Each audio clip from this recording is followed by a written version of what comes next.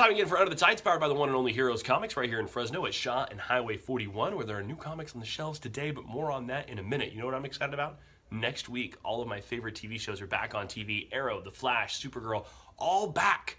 Couldn't be more pumped. But how do we get to where we are today, where all of these shows are all over TV? Well, networks aren't big on spending a ton of money for risk-reward analysis, right? And if you're talking about licensed commodities or well-known commodities like superheroes, the risk reward is typically not worth it. For example, if you're going to do a show that had Batman in it, not Gotham, that has Bruce Wayne in a highway mask of sorts, but the actual Batman with the logo and the hood, that's pricey. Superman, same kind of thing. Supergirl, now we're talking. Green Arrow, absolutely. Basically, heroes that come off the B team are a lot better for studios in risk-reward analysis because the license isn't very expensive, and the material for the most part is already there. You just gotta kind of hope that it pans out and people buy in, which is exactly why Arrow, being the first one of these shows, was ingenious by the CW. Because who is Arrow really?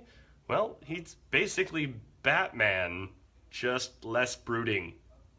And it's by design that he's that way. That's not a fluke. The Green Arrow, is how he is known in the comic book world, was originally written in the 1940s, and it was a direct result of the success of Batman and Robin books at the time. They were really trying to just duplicate what they had with Batman and Robin with Green Arrow and Speedy. They just took Batman and Robin, mixed it with Robin Hood, and said, here you go. And they were blatant about all of it. If you look at early Green Arrow books, he was in the Arrow Cave.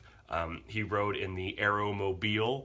His plane was the Aeroplane. These are all real things. You can look them up, and I suggest you do. Later on, though, he kind of found his way in his own little niche as being, Batman, but if you could imagine Batman not being so tied down to his moral code. Like, Green Arrow was okay being funny and flamboyant and wasn't so locked into the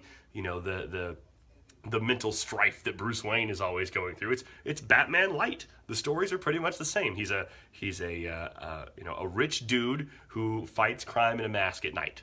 It's pretty much it. So once you figured that out as a studio, that was a slam dunk to put that show on first. And the cast of the show does a fantastic job too. Stephen Amell, who plays Oliver Queen in the show, fantastic job. And if it wasn't for the success of Arrow, which was kind of the first wave of these shows, I don't think you would see shows greenlighted like The Flash, which was a little bit more expensive. Now, Flash isn't a B-level character, but he's not Batman or Superman either, so that license wasn't as expensive. Once they saw the success of Arrow, it wasn't too big of a jump to go, okay, we'll pay the extra coin to bring in one of the real Justice League members. Supergirl, they pulled over from a different network. Once CBS tried to capitalize this and didn't do it right, they pulled that over to CW as well with their writers, and it's been a lot better since then.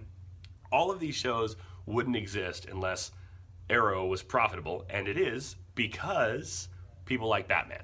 That's pretty much what I'm getting at.